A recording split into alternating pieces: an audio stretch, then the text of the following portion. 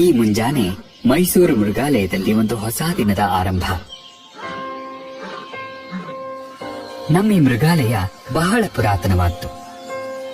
1892ರಲ್ಲಿ ಇದನ್ನು ಸ್ಥಾಪಿಸಿದವರು ಮೈಸೂರಿನ ಮಹಾರಾಜರಾದ ಶ್ರೀ ಚಾಮರಾಜೇಂದ್ರ ಒಡೆಯರವರು. ಅವರ ಕಾಲಕ್ಕೆ 10 ಎಕರೆ ಜಮೀನಿನಲ್ಲಿದ್ದ ಈ ಮೃಗಾಲಯ ಈಗ ಅದರ 10 ಪಟ್ಟು ವಿಸ್ತಾರಗೊಂಡಿದೆ. ಭಾರತ ಮತ್ತು ವಿಶ್ವದ ಅನೇಕ ದೇಶಗಳಿಂದ 150ಕ್ಕೂ ಹೆಚ್ಚಿನ ಜಾತಿಯ ಪ್ರಾಣಿಗಳಿಗೆ ಆಸರೆಯ ನೆಲೆಯಾಗಿದೆ. ವಾಲಬಿ ಮತ್ತು ಕ್ಯಾಸೊವೆರಿ ಆಸ್ಟ್ರೇಲಿಯಾದಿಂದ, ಕತ್ತೆ ಕಿರುಬ, ಗೇಂಡಾಮೃಗ, ಕೆನ್ನಾಯಿ ಮತ್ತು ಆನೆ ಏಷ್ಯಾದಿಂದ, ಜಿರಾಫ್, ಝೀಬ್ರಾ, ಚೀತಾ ಮತ್ತು ನೀರಾನೆ ಆಫ್ರಿಕಾದಿಂದ, ಟೇಪರ್, ಜಾಗ್ವರ್ ಮತ್ತು ಅದ್ಭುತವಾದ ಪಕ್ಷಿಗಳು ಸೌತ್ ಅಮೆರಿಕಾದಿಂದ. ನಮ್ಮ ಮೃಗಾಲಯದ ದಿನಚರಿ ಹೇಗಿರುತ್ತೆ ಅನ್ನೋ ಒಂದು ಮಿನುಗು ನೋಟ ನೀಡುತ್ತೆ ಈ ಚಿತ್ರ. ಕೆಲವು ಮರೆಯಲಾಗದ ಪಾತ್ರಗಳನ್ನು ನಾವು ನಿಮಗೆ ಪರಿಚಯಿಸ್ತೀವಿ. ತೆರೆಮರೆಯ ದೃಶ್ಯಗಳನ್ನೂ ಇಣುಕಿ ನೋಡಬಹುದು. ಬನ್ನಿ, ನಮ್ಮನ್ನ ಏಷ್ಯಾದ ಅತ್ಯುತ್ತಮ ಮೃಗಾಲಯಗಳಲ್ಲಿ ಒಂದು ಅಂತ ಯಾಕೆ ಕರೀತಾರೆ ಅಂತ ತೋರಿಸ್ತೀವಿ.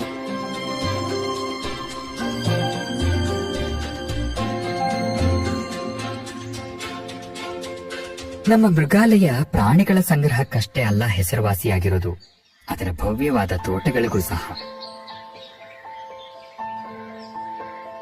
ಸರಾಸರಿ ಒಂದು ಶತಮಾನದ ಹಿಂದೆ ಜರ್ಮನಿಯ ತೋಟ ವಿನ್ಯಾಸಕ G.H. ಕ್ರಿಂಬಿಗಲ್ ಅವರು ರೂಪಿಸಿದ ಈ ವಿಸ್ತಾರವಾದ ಪ್ರದೇಶವನ್ನ ಇವತ್ತಿಗೆ ಕೂಡ ಅತಿ ನಾಜೂಕಾಗಿ ಕಾಪಾಡಿಕೊಳ್ಳಲಾಗ್ತಿದೆ.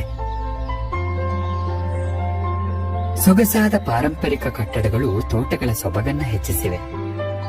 ಈ ಬ್ಯಾಂಡ್ ಸ್ಟ್ಯಾಂಡ್ ನ ಹಾಗೆ ಇಲ್ಲಿ ಹಿಂದೆ ಸಂಗೀತ ಪ್ರದರ್ಶನಗಳು ನಡೀತಿದ್ವು. ಮತ್ತೊಂದು ಐತಿಹಾಸಿಕ ಹೆಗ್ಗುರುತು ಈ ಥಂಡಿ ಸಡಕ್. ಮಹಾರಾಜರು ಬೇಸಿಗೆ ಅರಮನೆಗೆ ಸವಾರಿ ಮಾಡ್ತಾ ಇದ್ದಾಗ ಇದು ಅವರಿಗೆ ನೆರಳು ನೀಡುತ್ತಿತ್ತು.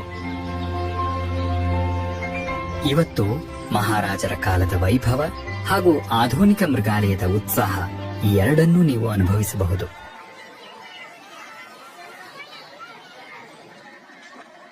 ನಮ್ಮ ಈ ಮೃಗಾಲಯ ಮೈಸೂರಿನ ಮುಖ್ಯ ಆಕರ್ಷಣೆಗಳಲ್ಲಿ ಒಂದು.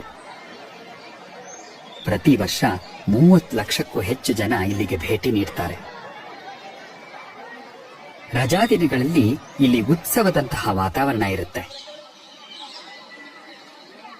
ಸುಮಾರು ಜನರಿಗೆ ಪ್ರಕೃತಿಯ ವಿಸ್ಮಯವನ್ನ ಹತ್ತಿರದಿಂದ ನೋಡೋ ಮೊದಲನೇ ಅನುಭವ ಸಿಗೋದು ಇಲ್ಲೇ.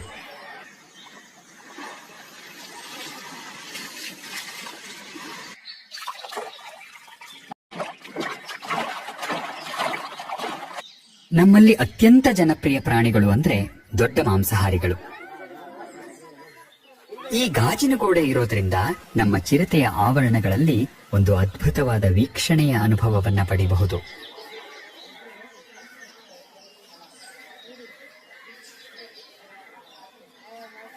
ಚಿರತೆ ಅತಿ ವೇಗವುಳ್ಳ ಪರಭಕ್ಷಕ ಇರಬಹುದು, ಆದರೆ ಅದರ ಪಕ್ಕದ ಆವರಣದಲ್ಲಿರೋ ಪ್ರಾಣಿ ಗಾಂಭೀರ್ಯದ ಸಂಕೇತ.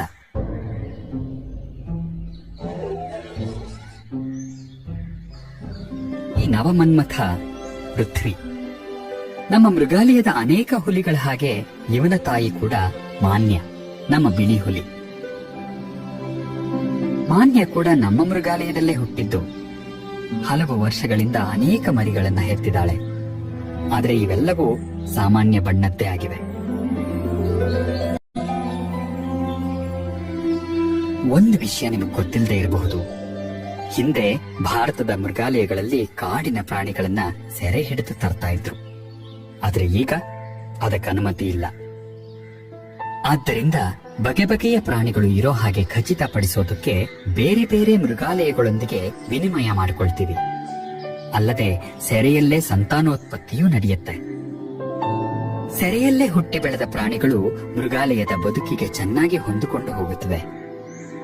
ಅವುಗಳು ಆರೋಗ್ಯವಾಗಿ ಬೆಳೆಯೋದಕ್ಕೆ ಬೇಕಾಗಿರೋದು ಸರಿಯಾದ ಆರೈಕೆ, ವಿಶಾಲವಾಗಿರೋ ಜಾಗ ಮತ್ತು ಅವು ನೈಸರ್ಗಿಕವಾಗಿ ಜೀವಿಸೋ ಪ್ರದೇಶಗಳನ್ನ ಹೋಲುವ ಆವರಣಗಳು.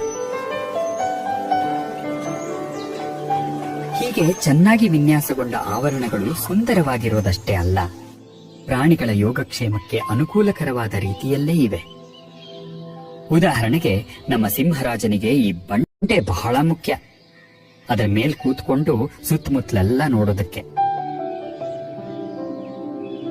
ನಮ್ಮ ತೋಳುಗಳಿಗೆ ತಮ್ಮ ಆವರಣದಲ್ಲಿರೋ ಈ ಮಣ್ಣಿನ ದಿಬ್ಬವೇ ನೆಚ್ಚಿನ ಸ್ಥಳ.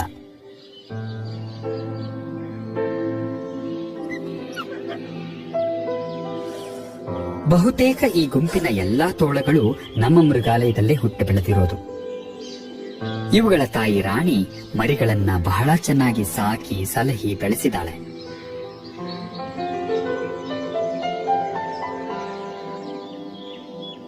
ತೋಳಗಳ ಈ ಬದಿಯಲ್ಲಿರೋದೇ ಕೆನ್ನಾಯಿಗಳು. ಇವುಗಳು ತೋಳಗಳಿಗಿಂತ ಚಿಕ್ಕದಾಗಿರುತ್ತವೆ. ಮೂತಿ ಸಹ ಸಣ್ಣದಾಗಿರುತ್ತೆ.